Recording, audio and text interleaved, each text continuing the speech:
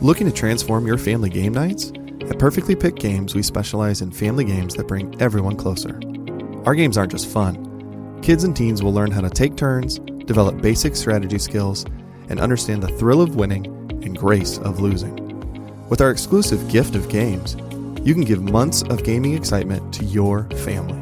Choose a 3-month or 6-month gift, and we'll deliver hand-picked family games to your doorstep every month. And here's the best part. Right now, you can use the promo code GOLDENMOJO and receive 20% off your selected plan. Don't miss out on this exclusive offer. Use promo code GOLDENMOJO and save 20% today at Perfectly Picked Games.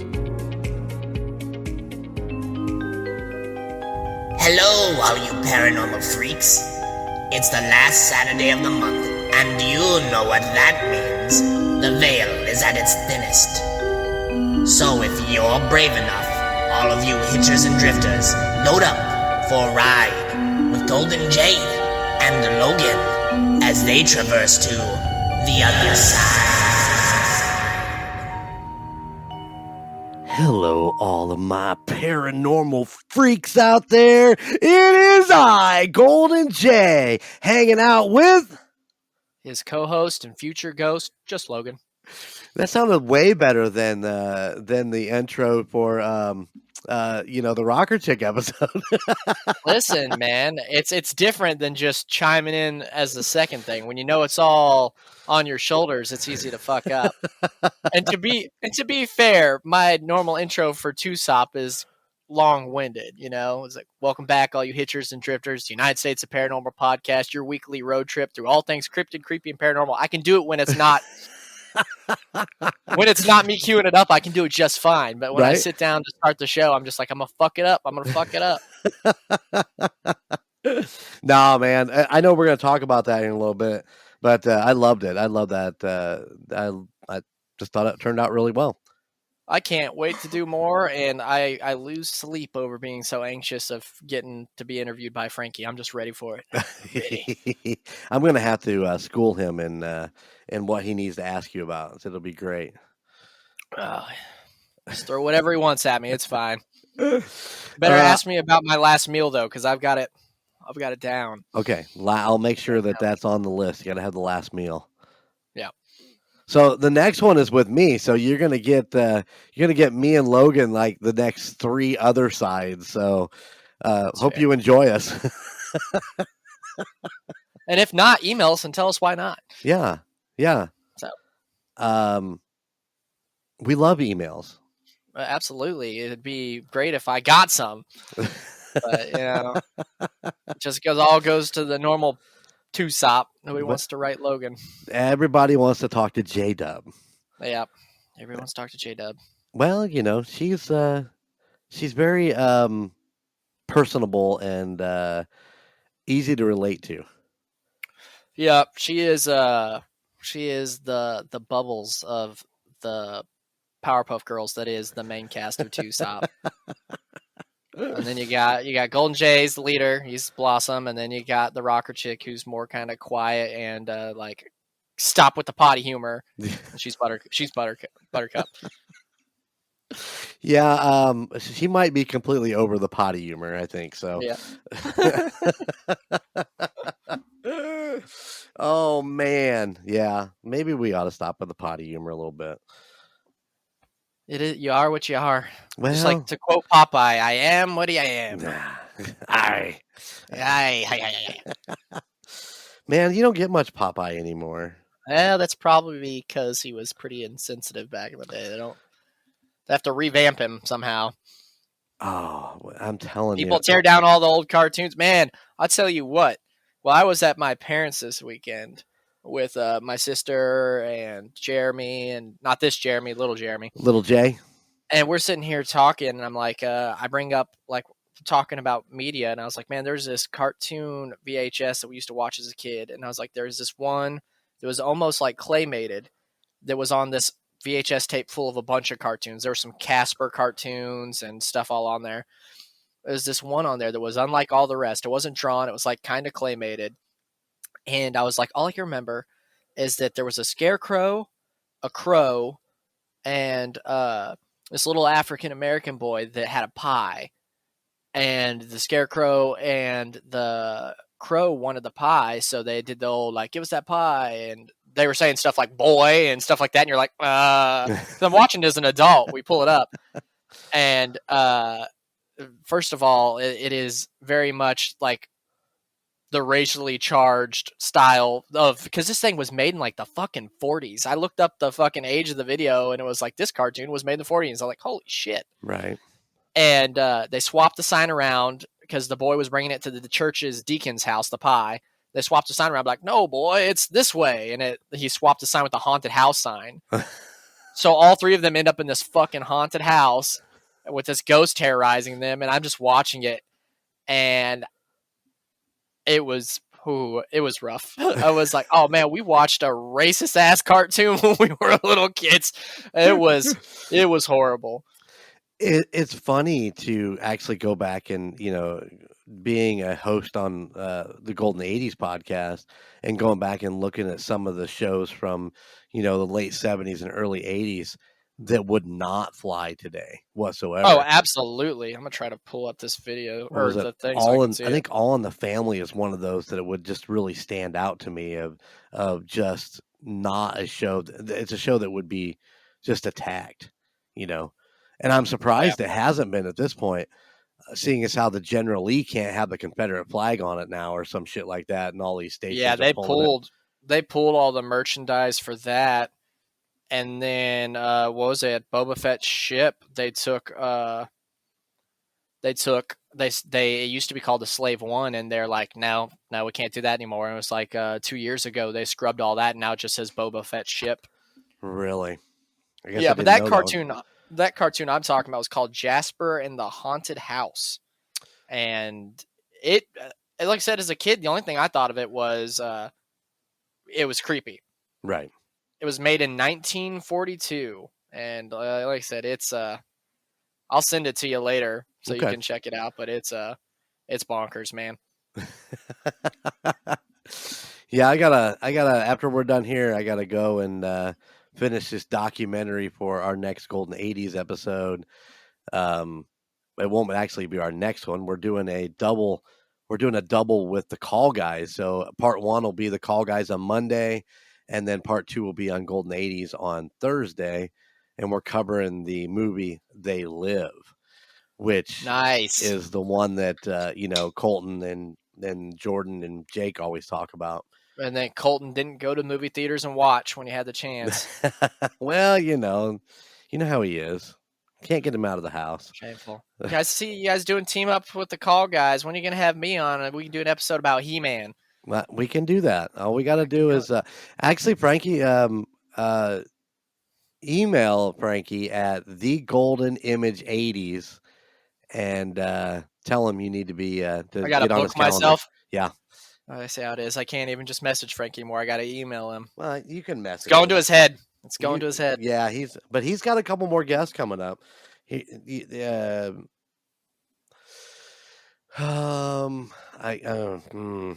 want to tell you, but I can't remember. It's a good one. It is a real good one. Somebody he knows that had worked on a film project back in the 80s. Nice. And let me see if I can find it here real quick because I'm just kind of browsing. I will send him a text and say we need to book Logan. Hit me up later. I might be able to remember. I don't know if I told you back in the day when we were with TUSOP and we did that. We went and hosted that Killer Clowns from Outer Space showing and everything, and we met the guy that worked on that. That was in the 80s. Maybe he's local. Maybe we could score him for you guys and talk to him. Right on. AC McRae worked on the Toxic Avenger movie. Oh, I hate Tromo movies. Oh God. But I'm looking forward to meeting him. He's worked with Frankie, as in the wrestling world and all that. So, he worked for Tromo Films. Yeah, great toy line for that movie. It's just the director. Tromo himself is just a pile of dookie, but it's whatever. I'm texting Frankie right now. This is great podcasting. Oh, it'll be all right. What was it? Since we last talked, I've been to the TCG Con in Houston. My my lifelong companion, the Volkswagen Jetta, finally ate shit. What? Yeah, she went down. Her transmission went, and after 2 years of spending a copious amount of money on her, seemingly at the same time every fucking year. It's like, hey, it's time to file taxes, and right as taxes are going through, the car's like, and I'm like, God damn it! I need a makeover. Yeah, because what was it? Last year was I had to change out a bunch of pulleys and get a bunch of like the technological crap changed out. And the year before that, my ignition locked up. So they had to pull that, put in a new ignition, give me a new key. Oh, like man. I couldn't. So I was just like, I can't spend over $5,000 on this car a third year in the row. Right. But I mean, I had that car since 2011. Yeah, you had it when you were so, up here. So yeah. And it's made multiple trips to Indiana and back. Yep. But yeah, so Friday, we're going to pick up our new vehicle. I got a Ford Edge that this lady out in Louisiana just like went out of like above and beyond and hooked me up with it. So it's 2024. Wow. Hey man, like I said, I was talking to people here in Beaumont, and they were talking about interest rates of like 17 and 18. And then I talked to this lady in Louisiana, the lady that sold my mom her Bronco, and she was like, "Listen, what about I've got this demo of a 2024 Edge. It's kind of what you're looking for. It has a couple miles on it because we've driven it around to show people. We can get it to you at 2.3 interest rate." And I was like, yeah, you fucking had me right there. Let's fucking do this. Where do I sign? So Friday I'm going to go get that. This Nice. is the first new car I've ever picked out because my mom and my ex picked out the Jetta because that wasn't a car that was for me. Right. So this is the first brand new car I've ever done. So welcome to the world of car payments again. Oh yeah, they're lovely. I got a couple of those myself right now that I look forward to every month. But oh yeah, but hey, the Jetta air conditioning hasn't worked since I lived in Indiana. So I'll fucking there's 2 kids that will absolutely love it. So we went with Scotty T and his wife Beth. Yeah, I heard his big new truck. Oh my God! Image, I heard about it. We rode in the new truck. I mean, you talk about bells and whistles, and holy shit, the bed.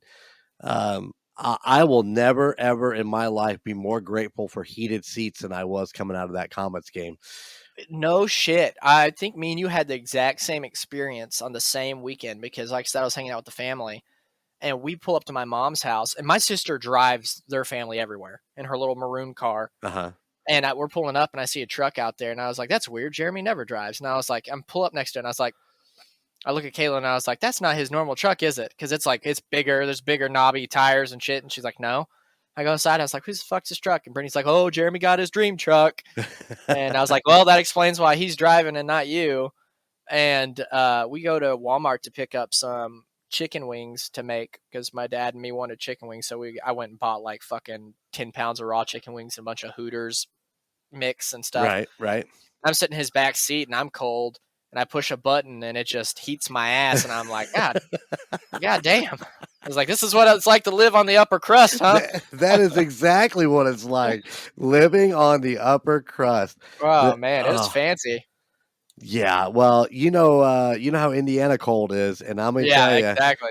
I walked across that parking lot because it's so fucking big. We had to park in the back, and I crawled in there, and the first thing I did was hit that fucking button, and just turn it on high, and just sat there and waited. Yeah, it just takes a couple. Heat minutes. Up the Huevos and the Rancheros.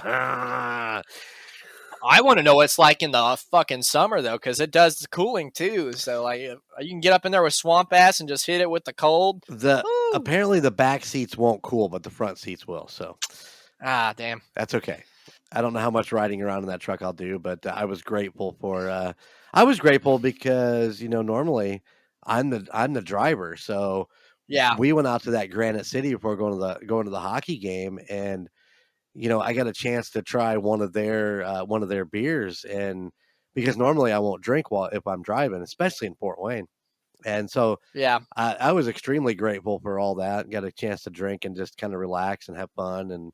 And there ain't nothing like a Comets hockey game. So Yeah. Well, was Brianna wearing an Oilers jersey at a Comets game? no, I swear I saw an Oilers patch you did. right there. You did. Okay. The new Comets jerseys, because she has jumped headfirst into being a hockey fan. Okay. Matter of fact, she's going to Comets games all the time, which is realistic because she lives in Fort Wayne, so it's it's a hop, skip, and a jump. And she's the one that got all our tickets for us, because I was talking to her about it, back in December, and I was like, I'd love to go to a Comets game with you. And she calls me the next day and says, okay, here's the dates. So I got to pick a date, and that's the game we went to. But she is in full Comets, garb. So she's got the full jersey, and the whole back of this thing is autographed from the players and stuff that she's got to meet and shit like that. But they're a farm team of the Edmonton Oilers. So they have their patch on the shoulder. So that's why you saw an Oilers patch on there. Yeah, I forget that the whale shit hockey, they always are like they got big brothers in like the bigger leagues that. And I think they're even a tier below the direct farm team. So they told me what team was above them, but is in the IHHA or whatever it is. But I've got an Oilers jersey buried somewhere here that I found at a thrift store. I have a full-blown, this thing is beautiful, Colorado Avalanche Joe Sakic number 19 jersey, and I love this jersey. And I think Bobbi bought it for me years and years ago. And I wore it to United Center when I saw the Avs play the Blackhawks, and for just odds. And I was going to wear it over there, but I found my old Comets shirt, and everybody was like, you need to wear Comets. And I'm like, all right, I can do that. I almost shit a brick once because I never eat at Whataburger, but one night it was like 12 o'clock at night. I went with my buddies to the one in Orange years and years ago. And it's Southeast Texas. There's no hockey. There was a minor, like a fucking whale shit hockey team here that lasted for a couple of years and closed down. Right. I walk into this Whataburger, and sure as shit, on the wall in a frame is a signed Wayne Gretzky fucking jersey on the wall. And I'm like, what the fuck is the great one doing here? And I'm sitting here looking at it. And the guy behind the counter is like, you know hockey? And I was like, why is this? And he was like, I like hockey. And I was like, clearly that had to be expensive as shit. And he was like, it was. That's why it's framed. He's like, that's bulletproof glass. And I was like, all right. You don't have to worry about nobody stealing it here. Nobody the fuck knows who Wayne Gretzky is in Southeast Texas. But I mean, Wayne Gretzky is the ultimate of the hockey players from the early, from way back. He played for the Kings, but didn't he jump ship at one time and go someplace else for like 2 seasons or something like that? Yeah, fuck yeah. He actually jumped teams like I think 3 times in his career. Yeah. And I think the only thing that really comes to mind for me is the Kings. Yeah. I can't remember the other. I think he was an Oiler at one time. I'd have to go back and look that up, but I know there is. I'm a Bruins fan, and at the Kroger in Beaumont, there is somebody that has a truck out there that works there because it's always there. Fucking Bruins stickers all over this fucking car. Really? This truck. And I was like, how do I meet this person? Can I go in there and be like, who drives that truck? And I was, because that's weird, first and foremost, for a hockey fan in general, but for the fact that they're also a Bruins fan just chilling here. And they got a bunch of like Boston Strong stickers all over their car, and I'm like, what the fuck are you doing here working at a Kroger's? That's how me and Phil met, is at the campground. He had the big cooler with the Kansas City logo on it, all the stickers on his truck, and he just hunted me down one day because he saw that we were sporting the KC flag on the golf cart, and he just had to come find me, and within now look at us, we like fucking do podcasts and go to Kansas City together and all that shit. Nice. Speaking of Kansas City, what a horrific thing that happened during the parade. See, I don't watch news, so the first I heard of that was on the Golden Image podcast. Oh, really? When I listened to it. Yeah, because I legitimately, when I say I don't watch news or pay attention to news, it's not me just like being like, I legitimately don't. Right. So unless somebody fucking shakes me down and is like, hey, this happened or this happened, I got no clue. Now, if like a new comic book drops or movie trailer, Logan's fingers are on the pulse. He knows. But news is just misery that I just cut out of my life a long time ago. Like I wouldn't, even during hurricane season, somebody has to like be like, yo, dog, we got a hurricane that might hit us next week. I'm like, oh, no shit. Okay. All right.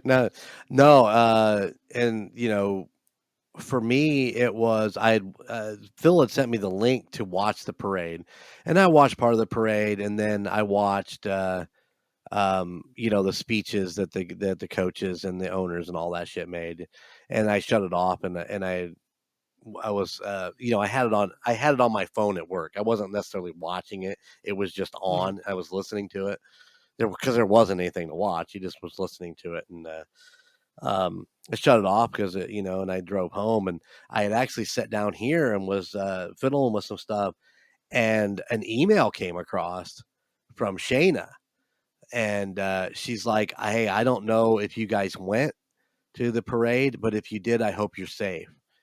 And I was like, "What? And so I flipped it on, and you started watching it, and then of course I get a text from Larissa. Kind of updating me a little bit. She's like, I don't know if you know, but because she works in a hospital, we just got a mass casualty over the overhead. It sounds like there were shootings down at the parade, and so it was really, it's really cool for me to know that fans yeah care enough to reach out. Yeah. Absolutely. I thought it was really cool. And it, like, when I first heard you talking about it, I was like, my brain first went to is somebody intentionally went there to shoot up fans fans at an event, kind of like my head rang with the Boston Marathon. Right. It was like somebody knew that a thing was going on and went there with malicious intent, but then it turns out it was kids basically with beef that people got caught up in it. Is what I was seeing. I'm trying to think. The last report that I do believe I read was it was actually 2 adults that caused it. They got into a beef. One pulled a gun. They actually had names for them. I didn't pay that close of attention to it, but fuck them. They've already charged the one guy with murder because it was Absolutely. him that killed that DJ, and the other ones was charged with I don't even remember what all was involved in it, but they got them, and they got them because people didn't let them go anywhere. They knew what was going on, and they fucking took them out. And I think that's one of the best Fantastic things ever. Yeah. So absolutely fuck them. Hope they get hit with every fucking book coming their way. I think that if you open fire and you shoot kids, 11 children were shot in this. Then you just what kind of don't pass go and fucking take the electric chair and just fuck him. Yeah. You don't deserve to live. I don't care what anybody says. Yeah, it's fucking absolutely fucking horrendous. Yeah. Like I said, I had no clue until I listened to the Golden Image podcast the other day, and you said it. But I did order my Casey Strong shirt. They have a specialty shirt on the shop, and all that money. Yeah, goes if you back can in. remember later, shoot me that link. I'd like to get one too myself. I meant to ask you after I listened to the podcast, but then I listened to you talk about that, and then I listened to you guys talk about what sounded like a children's hell birthday, and what followed afterwards. I might have caught a little bit of flack from old Scotty T. He must have been listening to it. Shit, he listened. He listens. He listens occasionally. I don't think he does the paranormal, but he listens to Golden 80s and Golden Image, and he was listening. And he's like, I think he was texting me while he was listening because he's like, that party wasn't free, and I'm like, oh well, I didn't. I didn't know there was packages. No, but you guys talked about the packages. Yeah. Yes. And you said there is options for free parties. Yep. Regardless, the fact that a children's restaurant that is like, let's say this is Kmart Chuck E. Cheese. That isn't Chuck E. Cheese. It's a below tier. To be fair, because Chuck E. Cheese ain't offering shit for free. Right. This place says you can come here and have a free party, or you can have a party with pizza at a discounted price because you're getting multiple, right, and this and that. So I mean, yeah, these people are gonna stack in there like fucking sardines, And that they did, and yeah. yeah, and then I need to yeah, do a rebuttal on it on the next golden image to be like, hey, listen, it wasn't that bad. I mean, like I said, I would have liked more adult themed arcade games, and because if you're going to pile the family in there, you want to do something for the adults too. They just don't want to sit there I in a chair. I don't think you need a rebuttal, because the most important thing that came out of that was two fathers said, "Fuck no." Two dads that bring kids to this environment were like, "No, Mm. I won't do it." And that's as me as a father of kids that age and everything. That's what I want to hear Right, on a review. right. You're a grandpa. You're there. You don't have no kids that you are like In charge of, yeah. yeah, you're just like, hey, you have fun, you do you. But they're the ones that are like, okay, fuck, I gotta stop this kid over here is chewing on my kid because their mom doesn't give a fuck. This kid's over here wiping pizza on this. My kid's over sitting at another party's table eating cake. Like, I don't know. It's pure chaos. Yeah, well, and like I said, I counted seven parties going on in that That's 2 to 4. too much. Yeah, it was way too much. At a place like that, there needs, first and foremost, party rooms. There needs to be, most places like Chuck E. Cheese, hell, even Go and Tilt here in our mall, which is a big arcade, have 3 to 2 rooms specifically for parties. Right. So when a party's going on, sure, the kids can go run out, jump house, arcade games and everything, but the food, the presents, and the adults are in a room separated from all the other chaos. Right. And that's the way it should be. It should not be a free-for-all, everybody run around, especially with options for a free party and a tier list of parties. Because like, if somebody gets at that place, if somebody gets the highest tier of like the one that was like 180 and all this pizza and this and that, then that should be the only, if somebody of that tier booked that day, that should be it. Right. That person's paying for the biggest package, that should be it. They shouldn't have to compete with everybody else. It gets bonkers with kids that age. Yeah, so I think you guys did great. Okay. You guys painted the picture for me. I was like, you know what? No, I'd go somewhere else. There you go. Well, as always, you got to have the good reviews and the bad reviews. So yeah. And we are very, very fortunate on Golden Image Podcast. We don't have a lot of places that we go that we just hate. Yeah. That place down in Croppersville that me and Bobbi and Tina and Billy ended up in was absolutely horrific. I wouldn't send anybody there. Jungle George's, I mean, if you want to go check it out, then go check it out. If you can go in and play free mini golf and, get a card and play some arcade games, then, have at it. But for me, it just wasn't a thing. So. It sounds cool, like if you want to burn an afternoon with like a kid or two, right? That's fine, but like I wouldn't say go book your kid's party there, right? Off of what I've heard and what I heard too. Like I said, I heard 2 dads of small children be like, "No," and that's after they heard how cheap it was, and they were still like, "No, I'll go somewhere else." I went since last time we talked. Like I said, I went to TCG Con in Houston. It was about an hour and 30-minute drive. I went up there to specifically go meet a specific Power Ranger that I was supposed to interview, and I just want to go meet him in person. He's a Texas guy too, right? From Wild Force. But we just went up there, and it was neat. I've never been to a trading card convention, so I'm used to like comic conventions where there's a bunch of comic book artists and comic books and toys everywhere. This was just like 95% of the booths were like graded trading cards, anything from Pokemon, Digimon, sports cards, Magic, everything you could think of, just graded out there. And then some guests off to the side. Like we had the dude that played Opie in Sons of Anarchy was there. Oh, yeah. He's actually going to be at the Elkhart Comic-Con in a couple of weeks. So I'm going to go up and meet him. Oh, he is fucking huge. Yeah. Our friend Amber, our next door neighbor, went with us, and she got an autograph from him for her mom, and he signed it for her, and he wrote her name, and she's like, "I got this." Oh, fuck. And there, yeah, and she was like, "I don't get it," and it was a Sons of Anarchy print, and me and my buddy that watched Sons of Anarchy are both like sitting back there holding back kids, like, "Oh God, this son of a bitch." We got to meet Mankind. Ryan which was Hurst. amazing. Ryan Hurst is his Yeah, name, by the Ryan way. Hurst. Yeah, Yeah, he was I lost Opie. 3 days after they killed off Opie and then Oh yeah, amazing. He was amazing that show. He's in The Walking Dead. He's in God of War, the video game. He plays Thor in that. Right on. But huge dude, massive Yeah. human being. Yeah, I'm looking forward to meeting him. Was his line long there?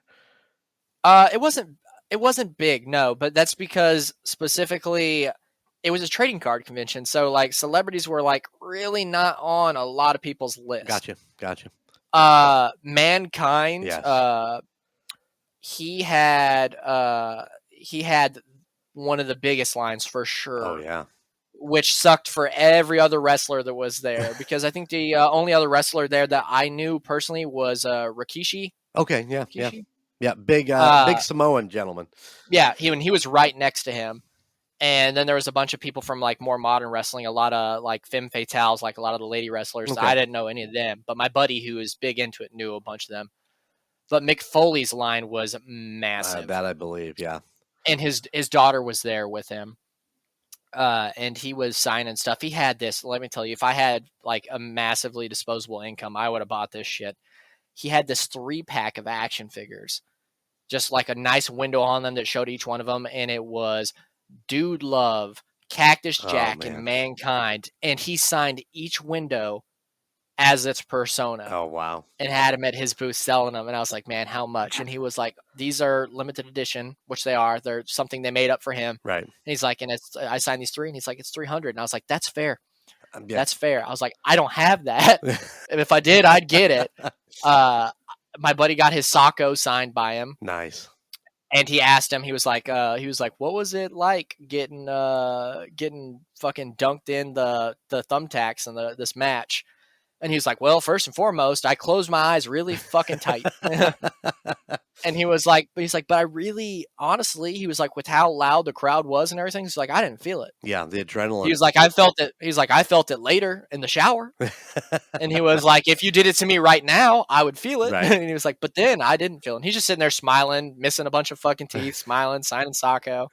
Nice as hell. Yeah. That's a bucket list for me. There's very few wrestlers that I grew up in the late 90s, early 2000s watching wrestling. A lot of the wrestlers I watched are retired or dead. Right. Like Eddie Guerrero's gone. I loved watching Eddie Guerrero fucking fake shit, like hit somebody with the chair, then throw the chair to them and act like he got hit by the fucking chair. Yep. I loved watching Al Snow in his head era. I've always loved Mankind. And that was a bucket list for me, just to meet him. I walked up there, I shook his hand, I said hi. I just said, nice to meet you. Because a lot of people don't realize you can get in those lines and not buy anything. Right. Just get up and go tell those people like, hey, I appreciated this. Talk to them, shake their hands, and fuck off. I had to tell Kyle and Amber that. They're like, we can talk to any of these people? I'm like, yes, you can. Just stand in the fucking line. But I got to meet some Power Rangers. I got to meet the guy I went there to meet. He signed my stuff for free, took my pictures because we've talked before, Right. took pictures with me for free. I dropped him off some stuff from my artist buddy made some prints that he wanted me to give him. I gave him those. I got a buddy that makes props. He was like, get these out to him. I gave him those. Wow. We talked. He took a picture with me. And he signed my stuff. And then I went around and met one of the Rangers that was in multiple seasons, and she signed my art concept book for me, and I talked to her a little bit. Nice. It was a neat experience. Hit up a toy store after that, like a vintage toy store, hit up a pizza place, and then headed back to Beaumont.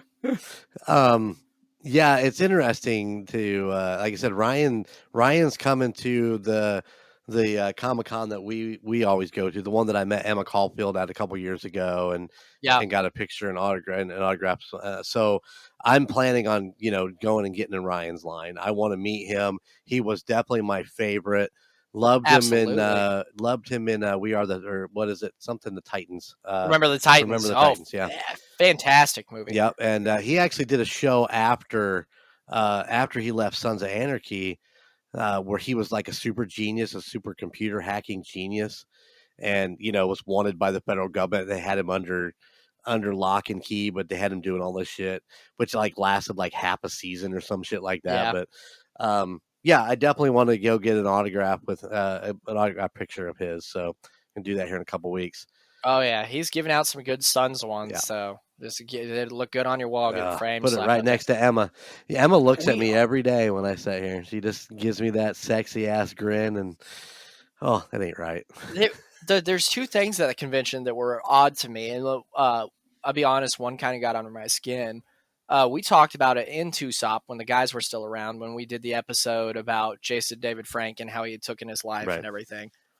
And that was one of the things I did is I opened up a page called Ranger Reach Out that was specifically for fans out there that were struggling. Be like, listen, you're not alone. And we'd give out that information to the suicide hotline and everything. Like, be like, hey, listen, there is things you can reach out to. You can text, you can call. There's websites, And et cetera, and et don't cetera. be embarrassed. Don't be embarrassed about Absolutely it. Yeah. not. This is what these people are here for. Right. They're absolutely. And I was like, and if you can't do that, we have a Discord here. There's other people that are having feelings like yours that are here. You talk to them. When he passed away, his daughter, one of his daughters, he has a few kids, but one of his daughters leaned really hard into her father's fame because he is a lot of people call him the GOAT for Power Rangers because he was Tommy. Absolutely. Yeah. He was the sixth Ranger when we were kids. He's the one that showed up that was evil, blew all of our little kid minds, and then he became a good guy. Then he was the White Ranger. Then he was the Red Ranger, right. And then he was in it for the most seasons as far as one person goes. And unfortunately, he took his life, and like I said, people loved him. His daughter leaned hard into, I'm his daughter, and now she goes to conventions, never being a Power Ranger herself. Right. And she goes to conventions just billed as, on her sign, it literally says, the daughter of legendary Power Ranger, Jason David Frank. And what gets under my skin is that, and people take how you want, you say I'm wrong, I'm right, but like to see all these Power Ranger actors that are out there, this is how they make a living now for most of them. A lot of them don't act after it. And they actually worked in seasons or multiple seasons, and they're sitting there and their lines are dwarfed by her line. Her line is as long as Mick Foley's. Right. And it just blew my mind. I was like, this person over here was in 2 seasons. This person in here is in a fan favorite season. Then they got like 5 people. Meanwhile, she's got like 70 people wrapping around. And it's just because this was her dad. And like, and people are campaigning for her to be a Power Ranger, but it's never going to happen because she's got a really checkered past, unfortunately. And she has a social media presence that can get sketchy. Right. So Hasbro's never going to be like, let's put her in here. So it's just like, it just blows my mind. It's like it's got to suck as an actual Ranger sitting there and seeing a line that's 5 times the size of yours for a person that's just like, my dad was a Power Ranger. Right. And she did this thing here. There was a guy, I actually got recognized. Like as soon as we got to the convention, I got in the Power Rangers line. I was wearing my New Frontier shirt. And the guy was like, "You're New Frontier?" And I was like, "Yeah." And he was like, "I follow you." And I was like, "That's fucking weird, but okay." That's awesome. I shook his hand and everything. And this dude's in a Green Ranger getup. And he's explaining to me, he's like, "I've got my helmet here, but I don't wear it because I can't breathe in it and it's so fucking hot." And I'm like, "I got you. I understand." Well, homegirl's late to opening up her booth, like an hour or so late. She gets there and he's one of the first people that she sees and signs, right? And the homegirl goes right into like, I see an opportunity to make some money. I'm going to extort the shit out of this mode. She keeps that boy there for the whole con. She doesn't know him. She just uses the fact that she knows that she can get away with it because he's a diehard fan. Right. Puts that boy in his helmet and is like, come stand by me for pictures for other people that are paying her money.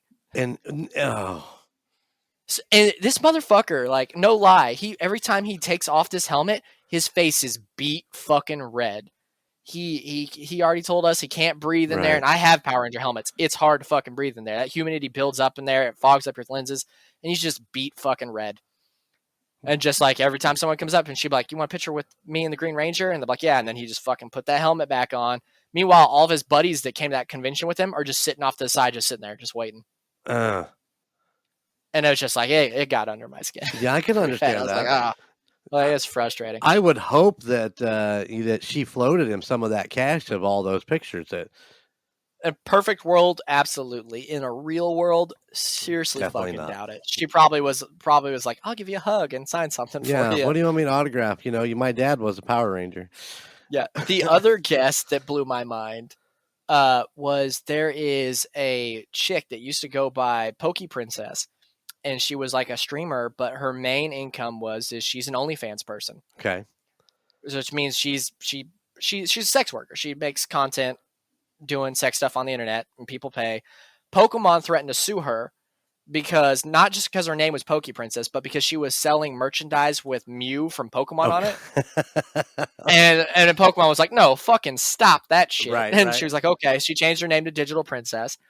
And that same year, she ended up on like news everywhere because she left her house where she has a kid to go meet up with somebody to have sex to make content.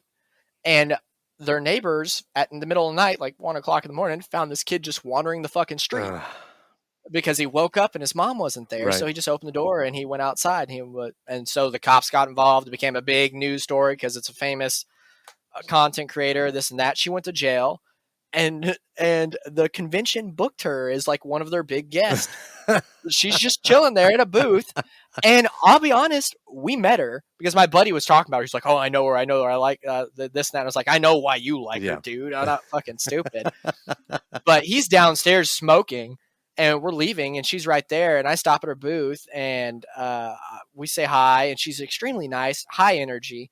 And I see that she has air fresheners she's selling for like a car that hangs in your rearview mirror. Right.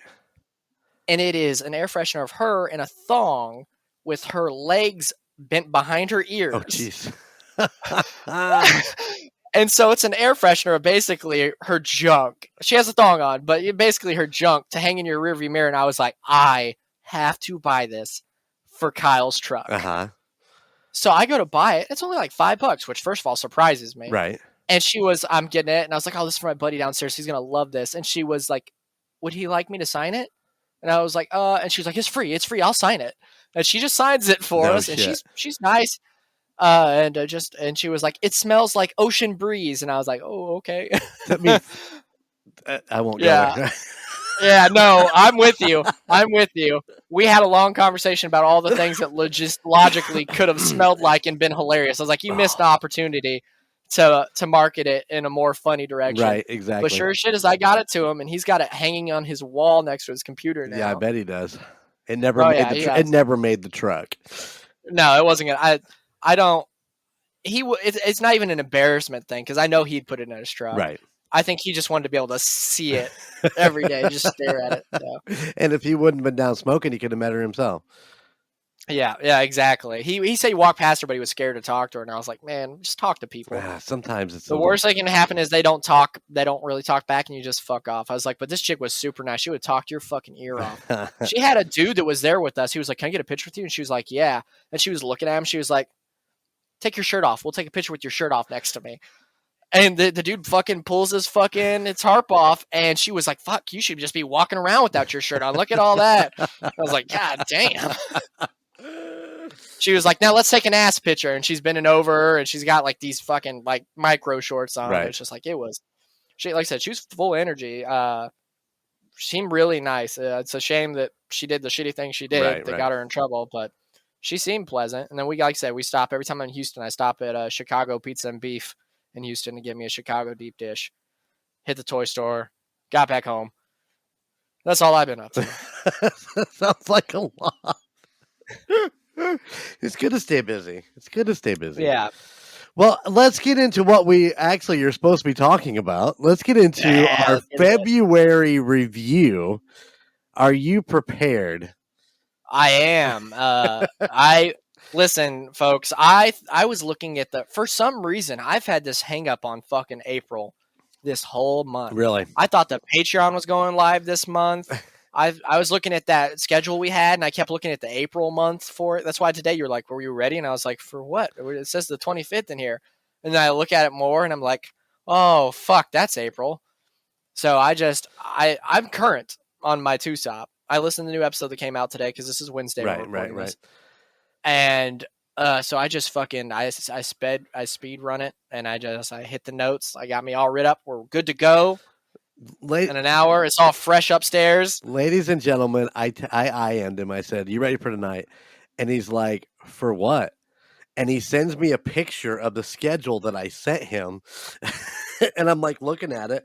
I'm like, well, maybe I wrote it wrong. Maybe I'm off. And I look at the paper and it says February 21st, February review. And I'm looking at April 25th. I'm like, what the fuck is he talking about? The 25th is Sunday. And I just text him back. February review ? I mean, you're And then my brain instantly goes, fuck, it's it February. is February. It's the greatest month of the year. I don't know what you're talking about. Yeah. It's the fucking yeah. It's your birthday month and your anniversary month, which like it seems like the longest month ever because first of all, today's TUSOP was talking about your guys' anniversary like it hasn't happened yet. I know, right? So that's throwing me off. I was like, because in the episode with I interviewed Bobbi, it was like the anniversary was like 2 days away. It was like so it's I'm all thrown the fuck off, man. No, it gets to be weird. I think we even talk about it. One is like, or maybe just me and Bobby were talking about it, where we were talking about the Chiefs had just won the Miami game, and the episode came out the week before the Super Bowl, and it was like, Yeah, we're just like one ahead, and I got to keep it that way because of these other side meet the host schedule. I have to keep it that way so that when we get to Jen's, we're going to be one up so that we can put that out and not have to drag her all the way back over here on a Saturday or something to do that. But so yeah, I have to stay one or two ahead, but we just need to quit talking about upcoming events. yeah. Well, because I listened to everything basically in the Golden Image Empire, and like so I listened to Golden Image this week, and they're like current. They're talking about like current events, and then I listen to this one, and they're like a week behind. Yeah. And then I listened to TUSOP, and it's like 3 weeks behind. I'm like, where the fuck am I? No, like, it gets. Well, think about me, who's got to do all the. I got to keep up with it, where everything's at and when it's coming out. And Golden 80s hasn't even released episode 37. I think episode 37 yet will be out. What has come out this last Thursday. But we've already recorded episode 40, but we haven't recorded episode 39. And so it's just what the fuck?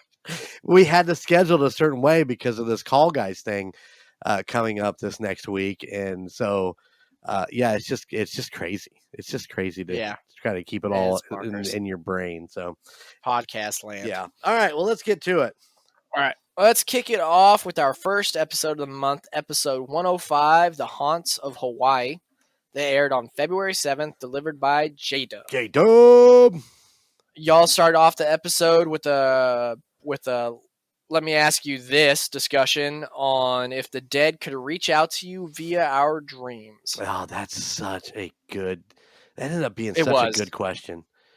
It was a great question, and I feel like a majority of people probably have some form of experience with that. Like I know that I have. Most of my dreams that happen like that is normally my cousin Cullen that passed away. Right. That seems to be the one that I most pop up on, and usually when it happens, I'm very cognitively aware in the dream. Like in my dream, I'm like, I know he has passed, and so like I enjoy it as much as I can. Right. Oh yeah. Like I'm like, I know he's gone, and so I just talk to him, and then when I wake up in the morning, I try to hold on to it, just like remember as much as possible. Occasionally, my buddy James, not very often, and then even less so, it would be like my granny and my grandmother on Bobby's side, and I think it might have something to do with the fact that they are the most farthest off in my brain. Right. Like the memories are unfortunately weaker because they were gone earlier on in my life. Right. But that's never bad. It's never a bad dream with them. Like the worst part is like if you're aware is knowing that it's going to end. But outside of that, it's always a joy to see somebody like that pop up in there. My thing is I wish I would be more aware and ask questions. Something that Mhm. maybe only they would know from. Maybe something I would know is how real or how close is this to being able to reach out to the other side, and could they answer some questions of this, that, or the other. But I think when you're in your dreams, you're just for me, I remember a couple of them that I had about Donnie, and definitely the big one I had with about Craig, and I just in the dream you don't have that thought process of um, you know asking those questions or digging, deep diving into anything like that. So It's I don't my thing is like it could be paranormal, or it could be your brain just trying its best to help you cope. Because exactly. I was, and I'm not embarrassed to say it because like I've mentioned it before, I grew up with friends, and while my dad was in Iraq, I went through a bunch of anxiety as a kid when he was gone because for people that didn't grow up military brats, let alone military brats who had a family member deployed in an active war zone, you go weeks without hearing from the person that's deployed Right. because they're over in Iraq or Afghanistan. The only way you hear from them is usually on a satellite phone that they have to wait in line for, and isn't always good, Right. like a good connection. So like you might get a postcard here or there if they can get it out. So as a kid, uh, in a school full of other military kids, you would see kids getting phone calls being like, your dad or your mom's not coming home. Right. They died. And so like every time you hear a fucking phone ring in your house, you're fucking terrified. And so I was in this state of anxiety, and and that was just me as an 11-year-old to a 13-year-old. I hate to know what my mom was going through. Right. Um, so like I had trouble sleeping at night, and my mom was nice enough to be like, I think she understood because the woman would get up at 2 o'clock in the morning, and her son on a school night would be in the kitchen making a fucking turkey sandwich because he's up, and she'd be like, what the fuck? And she'd be like, you can turn your TV on. You can watch TV if you can't sleep instead of just sitting in the fucking dark Right. or whatever the fuck you're doing with your turkey sandwich in the dark. Maybe we You don't can watch want to know. something. Yeah, so she's like, watch stuff. And so like I worked through like a few seasons of Smallville she had, and I watched, and then I found Friends. So it's like season like 1 through 4, and I ate it up. I just burnt through it constantly to where it started being like any holiday, birthday, Christmas, fuck Easter. That's what I would get for that holiday. Here's another season of Friends. Right on. And I would just add it to my roster. I'd watch it all through, start over again. So when Matthew Perry died, when that news hit that he died, he's my favorite character too. I didn't get to process it right away because I was shit-faced drunk in Renaissance Festival when that news broke. Right. And so I get home, and like I've never really had a celebrity's death impact me the way that did. Like it really fucked with me because I grew up. He was like in my brain. He was like, he's my friend. I know him. It's Right. Chandler Bing. This and that. And so it fucked with me pretty hard. And then I listened to his audiobook that he did, and he narrated it, and that just kind of added to it because I kind of learned to his suffering and everything. But one night I had a dream where I was just sitting on a couch, and I was sitting on a couch with Matt LeBlanc, the guy that played Joey. Right. And he's not Joey, he's himself. He's even his older self. Like he's got the big belly, the gray hair. And we're sitting there talking, and then Matthew Perry walks in, and he was like, I just want to let you know I'm good. I'm fine. And he hugs Matt LeBlanc, and he just kind of like waves at me. Doesn't really talk to me, waves to me, and he just fucks off. And I wake up that morning, and I'm just fine. Like all the like grief and the anxiety and like the sadness I was feeling about it was just gone. And like I was like, oh, this is gonna fade, and I'm gonna go back to the way I was. Right. And it hasn't. It gave me some kind of fucking like weird fucking closure, as silly as it seems, about a guy I've never met in my life. Right. And it was just like I felt like he's good. Like every question I was like, what did he not get to finish? What did he not get to do? What did this, that? All just fucking melted away and hasn't come back. And I feel like that could be a paranormal thing. I don't know why Matthew Perry would feel like this one guy over here, I'm going to hit him up. Or it could just be our brains are way more fucking advanced than we can ever grasp. My brain was like, listen, our meat suit needs this. So let's get it rolling. Either way, it helped. Do you ever think that maybe you accidentally tapped into Matt LeBlanc's dream? Who knows, man? It might be like how trippy that'd be if I met him one day and I tell him that and he was like, you're that fucking guy that was sitting on the couch in my dream? And he was like, what the fuck kind of fan are you that you fucking pushed yourself into my dream where I got my closure? Because Matthew Perry didn't talk to me. He just kind of looked off and like waved at me as he was fucking off the door. I watched them both hug and he just kind of gave me a glancing wave like you do. Right. Yep. And he just fucked off right out the door. And I woke up and I was like, I'm good. And Matthew LeBlanc across the world was just waking up and he's like, I'm good too. Who the fuck was that guy? You don't think he ever said, hey, that's just Logan from United States Paranormal? Who knows, man? Because like everybody has those dreams where there's other people in their dreams and they don't know who the fuck those people are. Right. You know, so what if that's it? Like you're just like, people can just stroll in your dream. Maybe like somebody was like, that's weird, man. I had a dream last night where I was sitting in this coffee shop or I was sitting in this 4th grade class and there's this guy just standing there completely naked looking like he was fucking terrified. Never met him in my life. And I'm just sitting there in this classroom and I don't know any of these people. And that guy just fucking happened to walk into somebody else's fucking dream. Oh man. Wouldn't that be, yeah, it's crazy to try to wrap your head around it, to be honest, but how cool would that be?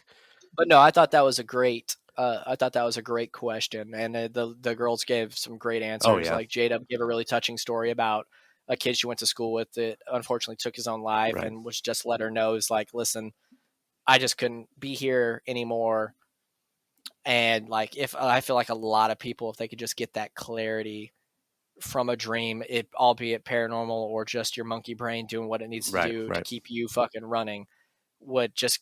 If everybody could get that kind of clarity that I got about a star I never met in my life, that just gave you that sense of like soothing relief, fucking do it. Yep. I mean, there's gonna be a way to tap into that shit. Absolutely. But back to the episode. So the episode covered many Hawaiian ghost stories and tales. So I wanted to talk about some Polynesian paranormal culture. Okay. The land of Hawaii, especially pro-Polynesian culture, has very unique views on the afterlife, seeing how most of modern society, even most ancient cultures, believe that we have our afterlives chosen for us.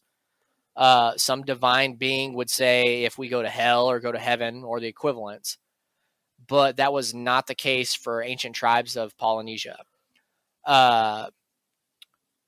There was different tribes in Polynesia that would mark their bodies with certain tattoos saying what afterlife they specifically chose.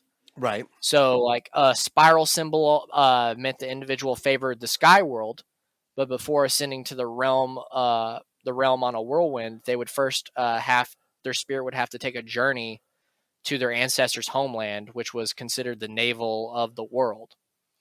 Others would mark themselves in different marks, meaning that a person preferred the underworld, which was called Po, the kingdom of King Miliu, I believe is how it's pronounced. Yeah, I'm gonna butcher it too. Ghosts that so that would like the place below wasn't necessarily a bad thing in their culture. Okay. And like I said, these people thought they got to pick, so they would mark their bodies like, I want to go to Sky World, and somebody else like, oh, I prefer to go to the Under Kingdom. But for spirits, for people that chose neither, they would remain in the land of the living to guard their families and their beliefs. Some also believe that demons in that culture could fuck up a spirit's journey to the realm of their choosing, and in so would doom them to walk the beaches of Hawaii with no destination, no clue of what's going on, just stranded there. So I thought that was very unique, is that the Hawaiians of old, before it was called Hawaii, like I said, post Polynesia and everything, got to discern where they went, because that's not commonly seen in any religion that I've known, to where the person themselves gets to pick Right. where they go. Because everything you hear from even ancient Egypt, the Egyptians thought that your soul got weighed and that picked where you went. And meanwhile, Polynesians were like, no, I think the sky sounds nice, I'm going to go up there. And other people are like, nah, I think I'd rather go downstairs to the Kingdom Milu and just chill down there. Yeah, So, it's funny the different religions and the different ideas of what happens in the afterlife. From whether or not you're reincarnated, if that is an immediate process or it was a waiting list. You go stand in line and wait to be reincarnated, or you do go to heaven or hell, or you do go to the like you said, the sky world or the under kingdom, or just so many different ways that religion views the afterlife. Um, I don't know. I always thought it'd be great to be reincarnated as my dog Ozzy, because he's fucking got everything made and he's spoiled. no shit. That's what for me. That's what I want to come back. I want to come back as a house dog that's just pampered, but you just don't pee on the floor and you get free food all the time and you sleep all day with your balls out. I mean, this is a great second life, but it's just so hard to really grasp onto it, not knowing what is there. Just believe in what you believe. Yeah, absolutely. Like I said, the only thing that seems to be consistent with all religions is that all of them believe you get to do something else after it's all done. Right. From reincarnation to afterlives or hell or purgatory. Like there's so many different ways that people think a spirit can go, and like I said, you lean into what you lean into. Everybody has their preferred version. Absolutely. I personally, I believe in the spiritual realm. I hope I don't end up being fucking stuck nowhere, because that seems like that fucking sucks. I hope I get to go on, and I believe energy's got to go somewhere. I hope my energy goes on to another fucking life. Let's do it again once more with feeling. That's right. If I end up a fucking dachshund, I end up a fucking dachshund, Sleeping on the couch, balls out. Come on, man. The life is good. Yeah, so I don't know. Like I said, I just thought it was refreshing to read about a religion where it was like, the people choose what they want. Yeah, that's pretty cool. The only downside of that was like, a demon might fucking kick you off the fucking golden trail and you land on fucking Earth, stuck on a fucking beach in Hawaii for the rest of forever. Oh, a beach in Hawaii. Yeah, sounds miserable. They have a very interesting take on spirits too, because basically they say that if your relative marked themselves for the sky world or the below world, you'll never be able to see their spirit again. They say that like their spirits could even come see you, but you won't be able to see them. They're completely invisible. But they say if it is a spirit that is stuck on this realm or chose to be on this realm, you can see those spirits. Huh. So they say that like your ancestor can come visit you from the sky world, but you will never see them. It's something to do with the fact that their soul ascended or their soul descended, Right. went to where it was supposed to go. So it's basically just their spirit now. Their presence is gone. But the ones that are here on Earth that never went down there or got stuck, their bodies, their spirits never fully made it there. So you can still make them up at a certain time of the day. Right. Which I think is very interesting. That is kind of funky to think about. Yeah. So it's that seems like it's also a double-edged sword, because if you do that, you're like, I saw grandma, and you're like, that's great, I saw grandma, and then you think, and you're like, oh fuck, I saw grandma. Which means she didn't go anywhere, she's stuck. Yeah, especially if you knew, like, you talked to your ancestor and she was like, oh, I'm going to the sky world, and you're like, fuck, grandma was supposed to go to the sky world, so a demon must have fucking knocked her off the road. I wonder what fucking beach she's stuck at. Yeah. God damn it. So. She's down there on the beach in a bikini. Think about that, grandma. Yeah, that's the double-edged sword of the paranormal world. It's like, okay, like let's say you try to reach out to a relative and you get them, and then you're like, oh fuck, I communicate with this person. You're like, oh fuck. Yeah, they're stuck. That means they're not somewhere better than just being here, right, fucking struggling to move and etch and sketch to fucking say hi to me. Right, so, exactly. Woof. Yeah. So. Anything else from the haunts of Hawaii?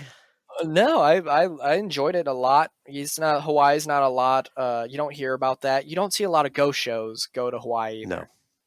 I don't know that I've ever seen Zach Baggins go to Hawaii or Ghost or Taps or any of them. So it was nice hearing some stories from there, especially since J-Dub's mom Yeah, that was the lived fun. out there. That was the fun part of it. It was like J-Dub would tell a story, and then she'd be like, "My mom hasn't heard from that. Hasn't heard of that one." It's like, "Oh, okay." But then being like her mom would blame the Hawaiian elves for fucking with shit. I love that. That was awesome. Yeah, that was dope. So our second case of the month was episode 106 of The Other Side, and that was Meet the Rocker Chick. That aired on February 10th. Meet the Rocker Chick. I had a fantastic time doing that. Now, I honestly, 100% disclosure here, I know I will do better on every other episode because I'm not nervous thinking about talking to J-Dub. I'm absolutely not nervous thinking about talking to you. Right. But sitting down and talking to Aunt Bobbi for an extended amount of time made me very nervous. It really did. I know I stumbled, I stuttered over myself. It's just because, like, I love my Aunt Bobbi very much. I just have not spoke that consistently to my Aunt Bobbi. Right. Ever. She's very quiet for the most part. When I lived there, I worked stupid, weird hours. So, like, I'd be gone by the time she got home, and by the time I got home, she was trying to sleep on the couch, and I was trying not to fucking wake her up. It's just, like I said, she's very quiet. So I learned so much in that episode, and that is the most that we've consistently spoken to each other. It's interesting because, I've been married to her for, 32 years now. We dated for 5 before that, or 4. And there were still things that I learned in that interview. I never knew she saw me in kindergarten and, was been watching me for fucking 10 years. I totally had forgotten about Rob, the boyfriend she had that was killed in the drunk driving wreck. I totally forgot about that. So yeah, there was things that I learned too, and I did learn that apparently we lived at Winona Lake. I really thought it was Huffman Lake. Yeah, I laughed my ass off at that. Oh man, I learned that her favorite snack is Cheetos. I would have never guessed that. Hey man, the lightning round, man, it brings the truth out. Oh yeah. I like to tease her a lot, but we actually listened to it together. Of course, I listened to it while I was editing it, and then I listened to it back with her on one of the Fort Wayne adventures, and it was just so much fun to just listen to it with her, see her smile, and then just kind of give her some hard time about a couple things that, I'm like, you're a liar. You didn't see me in kindergarten. She's like, no, I did. I'm like, all right, you're a liar. No, I did. So it was just good. I enjoyed it. I'm looking forward to doing the one with you for the month of March. I'm really looking forward to the J-Dub one. I think that is going to be completely interesting. We're going to find a bunch of shit out that maybe we don't know. I love doing it, and honestly, if given the chance, I would love to talk to more people in the Golden Image radio or podcast world, just because it's nice to get to know, for me personally, but it's also nice for the viewers to get to know more. Like we said, you're her husband, I'm her nephew, and we both learn things. Yep, absolutely. And it just encouraged me to learn more, because then I talked to my mom about it, and I was like, I didn't know this, and then she would go into it more too. And I just got to learn a whole bunch more. I forgot to ask the other day when I talked to your mom, did she listen to that episode? I don't think she knew it was a thing yet, but I'm sure she probably went and listened to it since, because I talked about some stuff. I was like, I didn't know this happened, and I didn't know this happened. And she was like, yeah. Yeah, there was a lot of things back when a lot of things your Aunt Bobbi did back in her younger days that might have been a bit sketchy. she's so quiet and so sweet that, like, I never would have known that I have more in common with her at that age than I do my own mother, because my mother didn't do stuff like that, but I skipped school constantly. I was doing all sorts of things like that, going out and drinking and this and that, and just like, and then her talking about like where she feels her stress and how she doesn't like her neck being touched. Right. And I'm like, okay, so that's where I get it from. It's like, okay, that makes sense. Yeah, It had to come from somewhere. absolutely. And then always like hearing about grandparents and stuff. Like she talked about her mother and her Right. dad, and it's just like stuff like that. I don't have a wide margin of memories for because I didn't get to know them as long. Right. Yeah, Unfortunately. you were awful young when you guys went to Germany, and Even before that, they moved. Yeah. Too. So. Yep, absolutely. But like I said, with that, like I didn't know. I knew when we lived in Indiana, Aunt Bobby had the longer hair, and her hair color is the same color as mine. She's brunette. Right. And like I knew at one point she cut her hair and dyed it, and it's like stayed like that since. I didn't know the reasoning behind it, and now I do. And it's just like it's stuff that helps me feel closer. And also, like I said, I got to have a conversation with my aunt that was an hour or something long that would never else happen if it wasn't for on the podcast. Right. So it was great. I enjoyed it. I can't wait to do more. So. All right. Well, you got another one coming up here in a couple of weeks. So. Yeah, can't wait for that. Can't wait for J-Dub, and then I can't wait to get asked some questions, see what Frankie's got for me. Yeah. It's nice being alone individually with these people. Oh, absolutely. And get to talk and everything.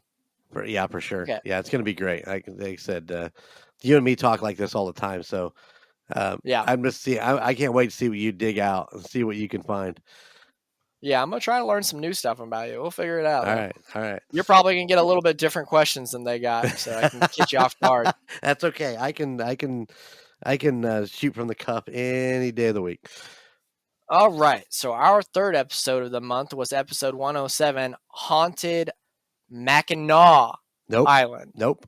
It's Mackinac. Come on, Chico. Chico came at you with the vocal thing, and it said Mackinac. It's got to be Mackinac, right? It is Mackinac Island, and let me explain the confusion, because I actually, after that episode even aired, I went back and did some research on why are we confused, and the reason I did it was because me and the Rocker Chick have talked about going to Mackinac Island for a long time.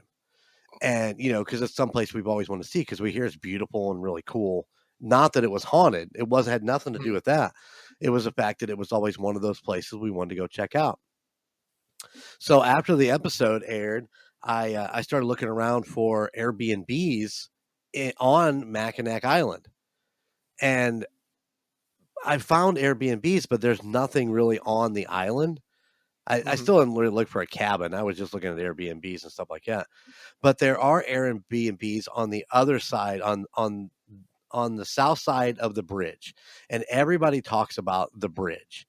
And it's the bridge that connects upper Michigan with lower Michigan. The upper peninsula with the lower peninsula of Michigan, and it crosses over the Great Lakes. And it's one of the biggest bridges, and probably one of the most scariest bridges, because of the height and the wind. They will shut that bridge down if it gets too windy, because it will blow cars and trucks off of this fucking bridge. That's fucking terrifying. Isn't it terrifying? And that's just one of the reasons why we really haven't gone.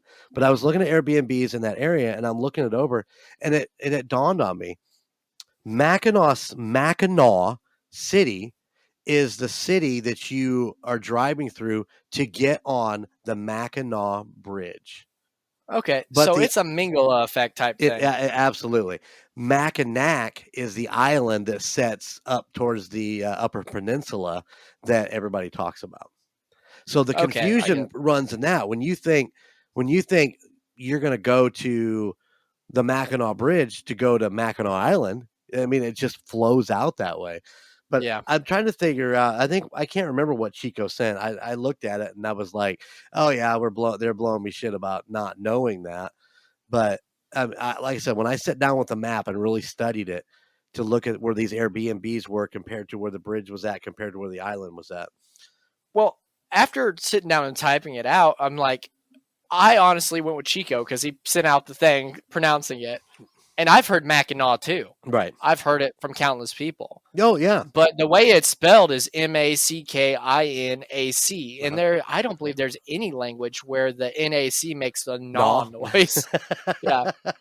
So it's got to be a Mingala effect. Is people remembering that they drove through Mackinac to go over the bridge, Yep. and then they're like, "Oh, I'm on Mackinac Island." But like, no, it's some asshole named it fucking Mackinac right next to Mackinac, Right. and now it's just this big fucking And amalgam of the two. it's just a big goof when it comes to where exactly you're at and where you're located. I'm trying to. I brought this thing up. Yeah, even the pronunciation of it even throws out Mackinac and then oh yeah, I don't even know, but Yeah, it's a giant. It's I as big went as a through Sioux it and Falls. I did a pronunciation on an app. I spelled it out, and you heard it in that episode, and it's Mackinac. Well, yeah, you look at how it's spelled. There is no really disputing it because, like I said, there is no language that I know of that pronounces the NAC as "naw." Right. But I think that's why. Yeah. But that's my explanation on why I think that's why everybody thinks it's Mackinac Island. Okay. Well, here's some information on Mackinac Island. In 2021, this island was voted the most haunted small town in America, topping the list of 3,347 haunted spots. Most paranormal experts and myself, a B-list podcaster, believe this has contributed not to just the island's rich history, but also on what the island is actually made of itself. And that would be its foundation of limestone and quartz. These stones are well known for their ability to hold on to and store energy.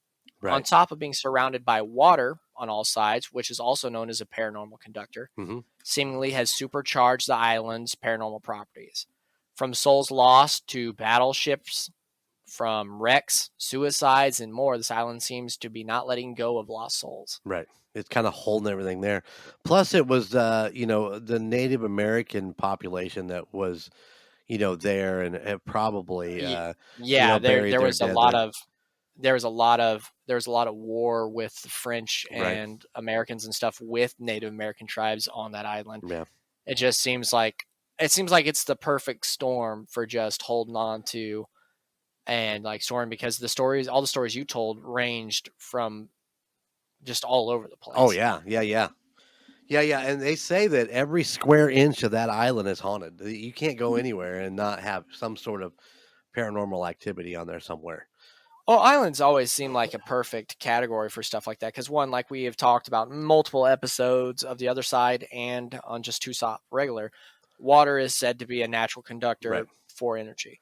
On top of that, most islands are usually made out of some weird form of stone, which like porous stones, like limestone and quartz and stuff like that, are known for also holding on to energy and storing it like a battery. So you take that and you combine all of that, the water, the stones, with small square footage because most islands aren't very fucking big. Right.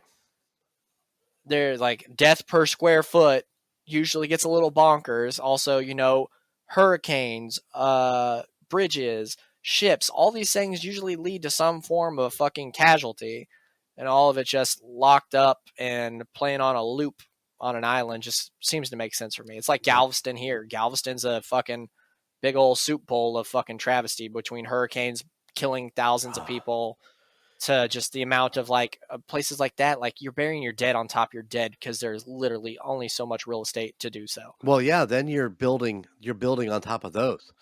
Yeah, exactly. Yeah, it's insane to even think about, to be honest. But yeah, and that's just the stuff that we have records of. Right. There is no telling as far as humanity before records. Also, Native Americans. It's just like I said, dead on top of dead on top of dead on top of dead, all in such a tiny square footage. It's bound to be paranormal, just hotspot. supercharged. Yeah, exactly.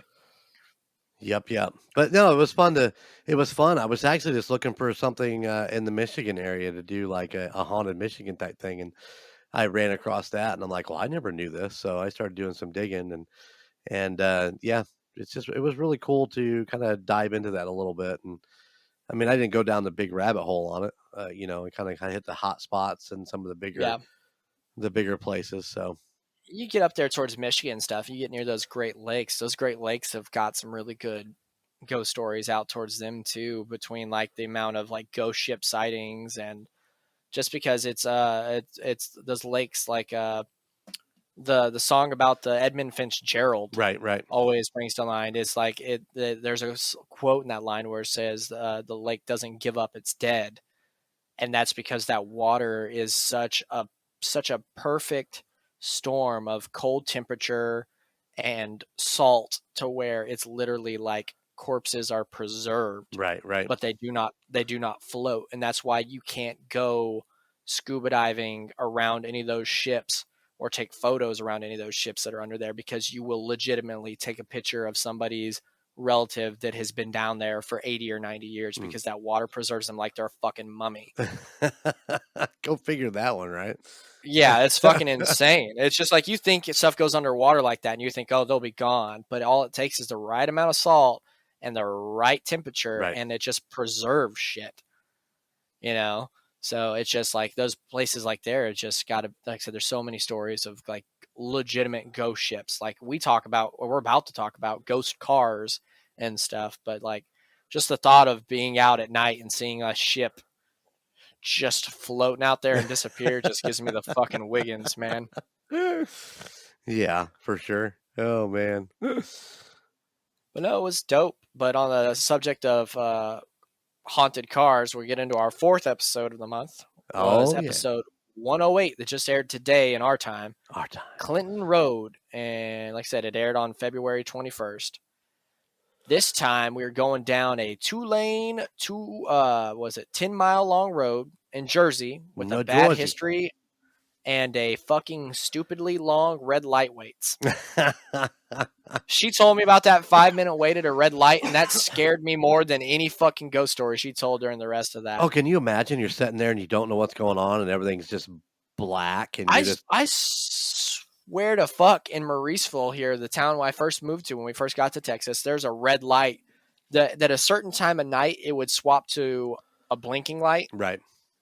But before then, like an hour before then, that motherfucker would just sit on red. And you just be sitting there. And as a teenager, you're like, will this thing take a picture of me? Not realizing, like, you'll see a camera if there's a fucking camera. Right. So I'm just sitting there at a 4-way stop on my motorcycle for like fucking 4 minutes, just waiting for a light to turn green. Just like, oh. Yeah. Been there, and done then that. for it to just fade into a blinking red. So then I just get a fucking go. It never hits green. It's fucking... That's scary shit right there. Fuck Ghost. That's awful. Right. So this road's got it all. It's got phantom vehicles, ghostly children, witches, escaped monkeys, famous cryptids, Satanist, mob corpse disposal spots, Ku Klux Klan meeting areas, aliens, demons, iron smelters labeled as druid temples, and one really pissed off ghostly woman in a Camaro. Yep. Not the Camaro, man. Why diss with the Camaro? Come on. I mean, you know, people like to drive fast in Camaros, so then they end up eating shit. Then they end up becoming a ghost in a Camaro. We had talked about the Camaro a couple episodes ago that had one headlight. Mm-hmm. And now we got this chick that's so pissed off that she'll try to run people off the road and then she'll just crash again. Which to me sounds like to me sounds like she is a death echo. Oh, yeah. It sounds like that chick is just out there just reliving her death over and over again. Can you imagine? Oh, fuck, man. There's a lot of options for like the paranormal, and I hope that is not what I end up being. That's got to be fucking awful. It's like Groundhog Day all over again. Yeah, it just makes me wonder if they know. Like, do those spirits and those loops know that they're dead and they know that they're reliving it over and over again? Or are they living it like it's the first time every fucking time? Well, I don't remember. Did we talk about, was there any information on who that ghost was? Very, very little. Okay. And it didn't really say if she was, it said that she drives like she's trying to get people off the road. Right. Like she's angry. So I don't know if she was angry in life and that's how she got in the accident. Like, was she driving erratically because she was pissed at somebody? Was she trying to run somebody off the road? Or was she running from somebody because she did something that was wrong, and this is her eternal damnation for making that? Is like, oh, well, you know, you fucked and did this and did that, which caused you to be speeding down this road, which caused you to wreck, which caused you to die. Now, as your punishment for those things that you have done, then you will relive your death over and over and over again. That's bonkers. That is one of the things that scare me the most about an afterlife is thinking about poor schmucks that end up doing stuff like that. Right. It's like we talked about it before, like with the train that I covered, is that it seems like it relives that train crashing over and over again for something so traumatic to happen to where it, for a brief second, just echoes out an inanimate object along with the souls of the deceased. Yeah, because it's one thing to see a ghost, but it's a whole nother thing to see the fucking train that ended up being fucking splinters. Yeah, and the Also people reliving it. and the people coming off of it that died in that being out there also, right? If I remember right. Yeah. Mm-hmm. Don't ask me what episode, but yeah, that was it was a good one. I think honestly that might have been the last one I covered in TUSOP. I think I'm thinking it's like in the late 40s. Obviously 52 was your guys' last episode. So, it's the same with Alicia's train she covered. All the too. There was speculation that like the people haunted out there and everything. Yep. So it's just it's crazy to think that something like I said could just push the existence of like that train back into existence for a brief second. Right. Because numerous amounts of people have called about that train being like, I just saw a train derail. And this and that. And then the cops and the fire trucks get out there and there's fucking nothing. Right. And they're like, it was this kind of train. It's like, those kind of trains don't even fucking run on these tracks anymore. So what are you talking about? Wasn't it at the exact same time of the actual wreck? I mean, it was usually on the anniversary. Yeah, which is crazy. And that's the one that also claimed the life of a paranormal investigator and wounded others because they were on the fucking tracks on the anniversary. And they're like, oh, it's the ghost train coming. And it was like, oh, wait, no, it's a real goddamn train. And you're on the middle of a fucking bridge. Right. So it's just be careful if you're out there doing paranormal investigation. Like in this story here, we talked about putting trains on a yellow line on a bridge where a kid got fucking waylaid by a vehicle picking up a quarter out there. If you want to do it, do it. Be mindful of your surroundings. It's still an active bridge. There's still cars. There's still real trains. Let's pay attention to our surroundings so we don't end up another fucking statistic or another fucking ghost haunting a bridge throwing quarters at fucking passing cars. Right. Yeah, exactly. Just think of every track as an active track. Don't ever think of it as a non. Just think of all of them as active, and then you won't get yourself in trouble. And that goes the same with another case we covered in this specific story is if you hear that a certain place is a satanic hotspot, be mindful when you go out there because you never know what's going on out there. Other people have heard this. Other people being clan members, cultists, fucking druggies. We had a fucking conversation about a witch on, was it meth? Yeah. Or heroin or something in there. That's the last thing you want to do is stumble out on a bunch of cultists that are fucking mainlining some fucking heroin. You're out there, you're beginning to be a paranormal hunter, you got your YouTube channel going, and the next thing you know, you're on the 5 o'clock news because you got thrown in a bonfire by a bunch of methed out witches. Yep. Don't be that statistic, because then 12 years from now, a podcast will be talking about your spirit being there, being like, I'm on fire, like and subscribe. Hit the bell. Hit the bell. Yeah, no, don't. Just be mindful of when you go and do these things. Always tell people you're going to do it. Always look both ways before you cross the street, paranormal or not. Right.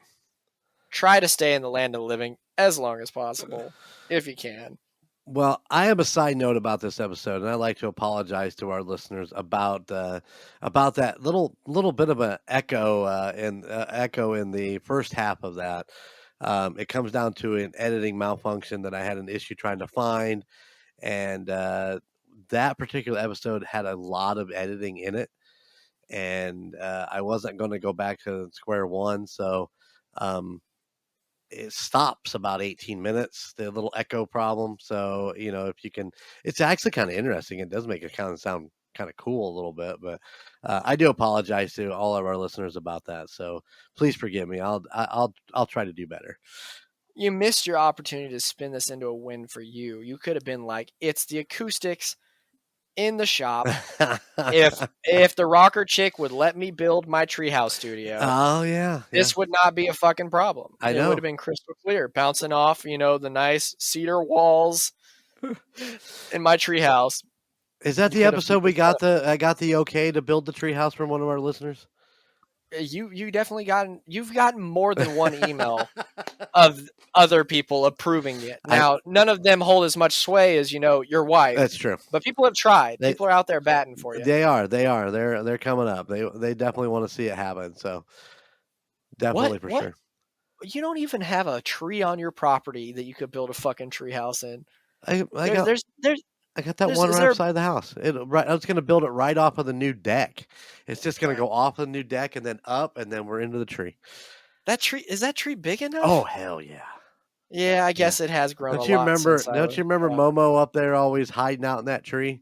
Yeah, that's fair, and it's only gotten bigger since. Absolutely. The tree that your sister built or planted in the backyard, that thing is now huge. It was huge 15 years ago when you guys were here. Well, that's true. 12 years ago. I think it's been more than 12 years, right? I was here.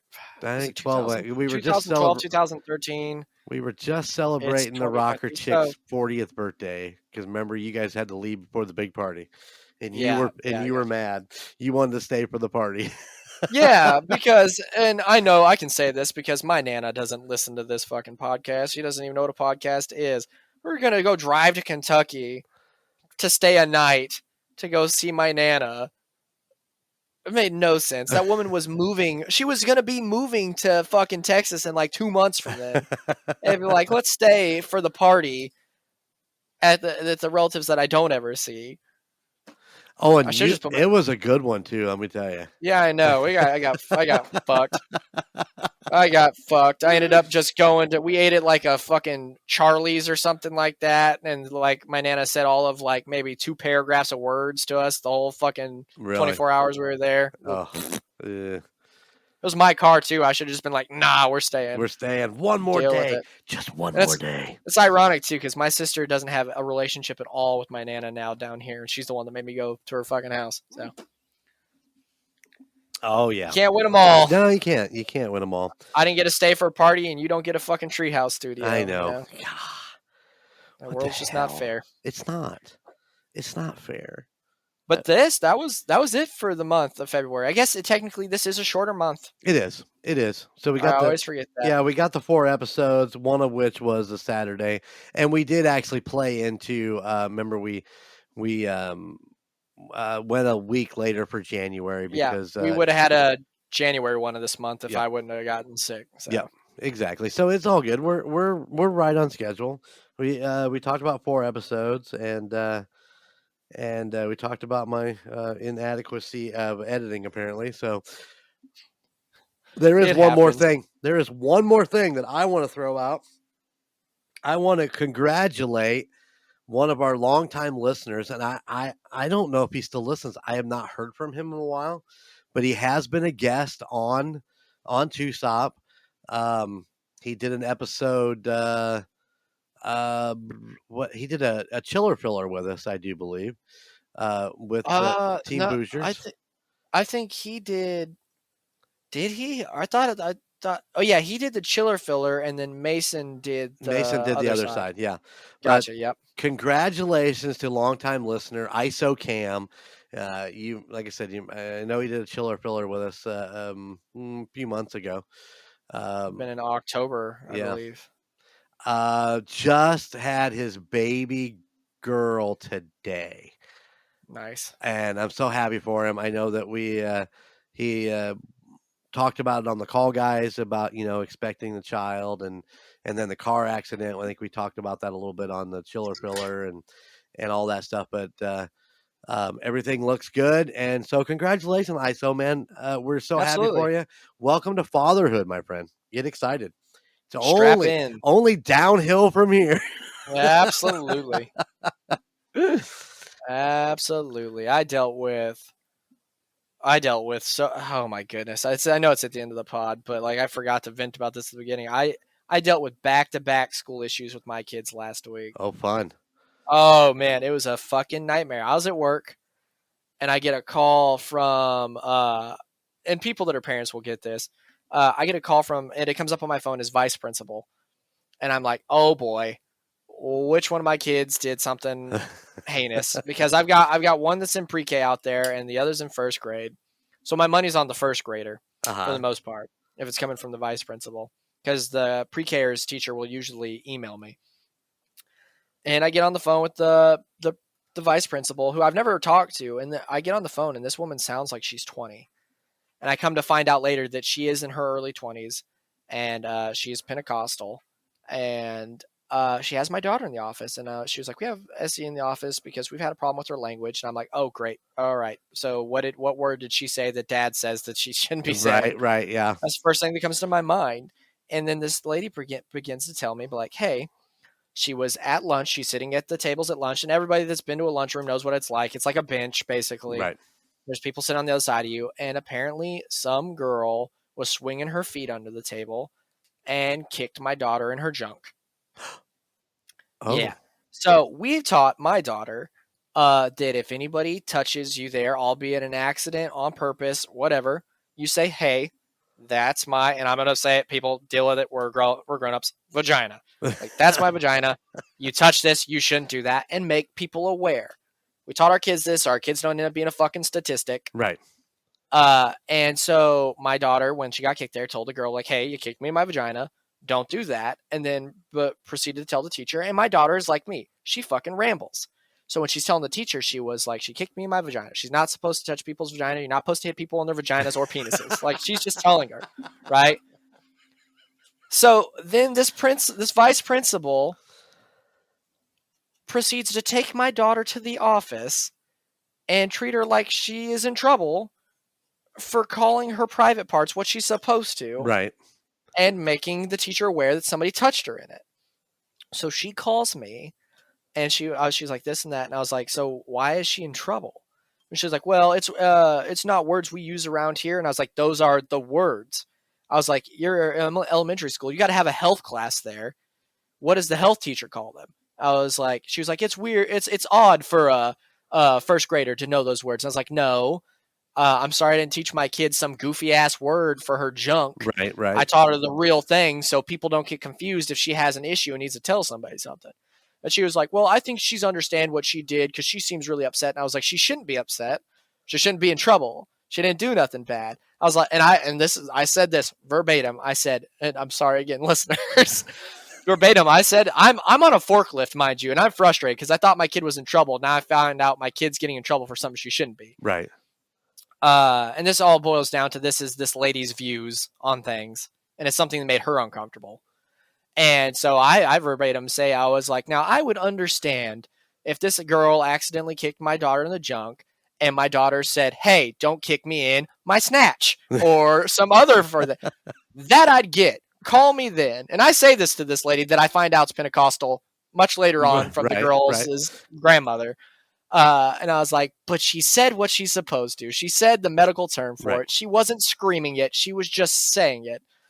So if it ever goes around to the other thing, give me a call. And she was like, I'm not trying to upset you. And I was like, clearly I've upset you. So I'm just going to get off the phone. And then sure as shit, not even an hour later, my pre-Kers teacher emails me. Oh my. And I'm like, oh, what the fuck now? And she was like, I don't want to concern you, but Sabrina has been freaking out all day because she says there is a killer elephant that is coming to kill me. Basically, she's telling the teacher there's a killer elephant coming to kill her teacher. Oh. And she's upset because she likes her teacher and doesn't want the killer elephant to kill her. So she was like, so I don't know if this is something Sabrina watched on TV at home or a dream she had. And I was like, well, sure shit isn't what she watched at home because they watch PBS at home. And I'm pretty sure Big Bird or Arthur isn't teaching her about a killer elephant. Unless Snuffleupagus went rogue. It ain't fucking happening on Sesame Street. Right, so right. So I tell Kayla, I was like, this is what you're going to deal with when the kids walk through the door. We got a killer elephant on one side and a kid getting punished for saying vagina on the other. Let the one know she did nothing wrong. Figure out what the fuck happened to the other one where she thinks an elephant's out here trying to kill her teacher. And sure as shit, it was Essie helped fill us in on that one. It was kids on the bus. And unfortunately, they all share a bus with older kids. So Right. there was some kid somewhere telling stories about a killer elephant, and it freaked her out, and she thought it was going to come get her fucking teacher. Oh So man. all within 2 hours of each other. All in one day. Did I mention that I'm an empty nester and I don't have to worry about that? Yeah. Life is good that way. Just wait. They will get a little bit older, and then their parents will be like, "Listen, this happened. I can't get out of work. Can you go get your grandkid because of this?" Oh yeah. I don't know. Skylar's pretty good about being able to break free and go take care of that stuff if anything happens. So I don't know that. Well, I don't know. We don't really talk about that. I just enjoy the grandkids, and when I get to see them, and go from there. So, Long story short, ISO, good luck. Have fun. Absolutely, buddy. Congratulations. We're so happy for you. We look forward to seeing more pictures. So, yeah. I mean, he was tagged in the post. That's what I tried to send you earlier. Okay, yeah. That was just it was the post that came out on Facebook. I sent it to you. I sent it to Logan, or I sent it to Colton, and I sent it to Gunner. So I don't know. I haven't heard whether. I think Colton IM'd me back and said he had saw it. So you were the only one that couldn't open it. It was for some weird ass reason. Yeah, I got when people send me links to Facebook shit for some reason, when I click on it, my Facebook always just takes me in my feed. So I don't know. It might be because I don't follow ISO, so maybe it just doesn't. Right. It's not on there. It could very well be. To follow him. Could very well be.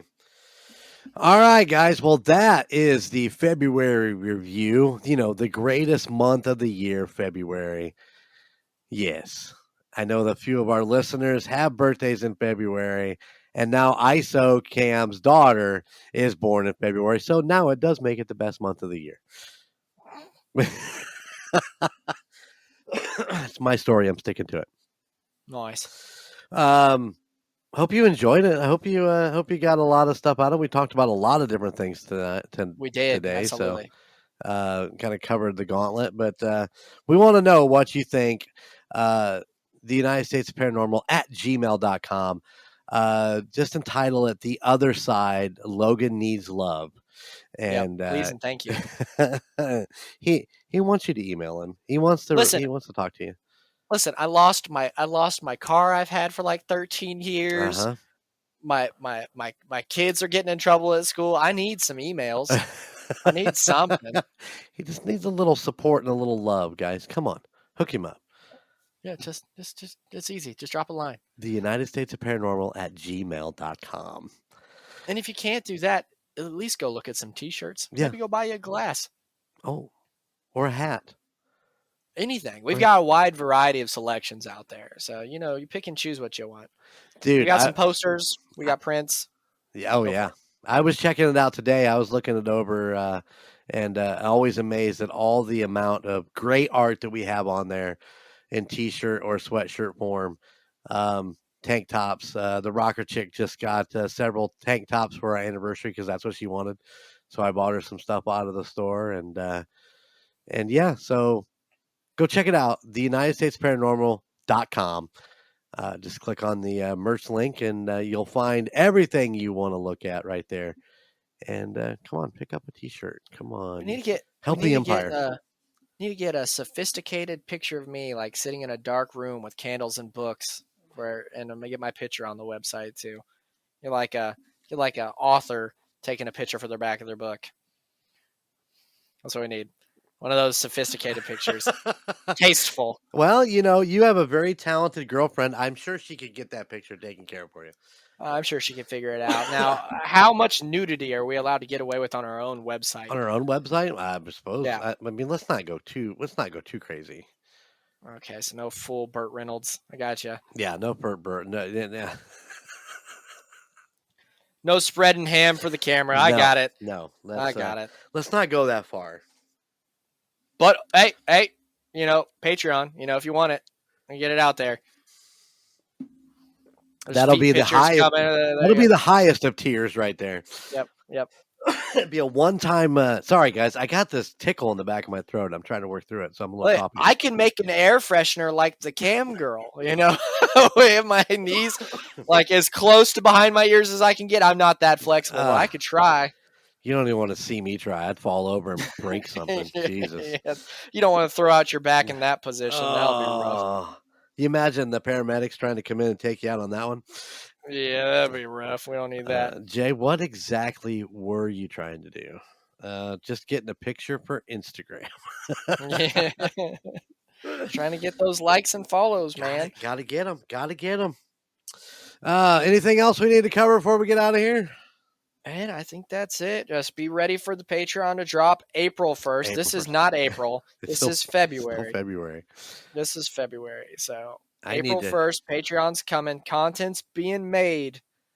Content has been made. Yep. So it's going to be locked, stocked, and loaded. So it is, absolutely. I need to finish up getting it completely put together and ready for launch. And that was on my list to do this week. And so I got a couple more days on my vacation here, so we want to get it done. But listen, also, like we were talking about emails beforehand, folks.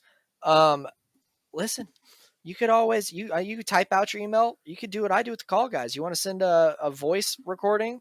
Send a voice recording over. Call the hotline. Absolutely. But if you're going to reach out vocally and you're not going to sign off with Baba Booey, don't waste my time. Baba Booey. Great story. I think that's it. All right. Well, let's get out of here. So go ahead. Take us out. Listen, ladies and gentlemen, I know the thoughts of the other side is terrifying, but you know what? Sleep well at night, knowing that there's nothing there waiting for you except for me and Golden J on the other side. Later. Spooky noise. Thank you for listening to The United States of Paranormal. Check us out at theunitedstatesofparanormal.com or at any other of our social media pages. At Twitter at TOSOPPOD, at Instagram at The United States of Paranormal, or Facebook at The United States of Paranormal, or YouTube at The United States of Paranormal 1795. Please check out our other podcasts in the Golden Mojo Entertainment Network. The Call Guys, Golden Image Podcast, Indiana Chiefs Fans, The Golden 80s, Murd Nerds, and A Quart of Books and Booze.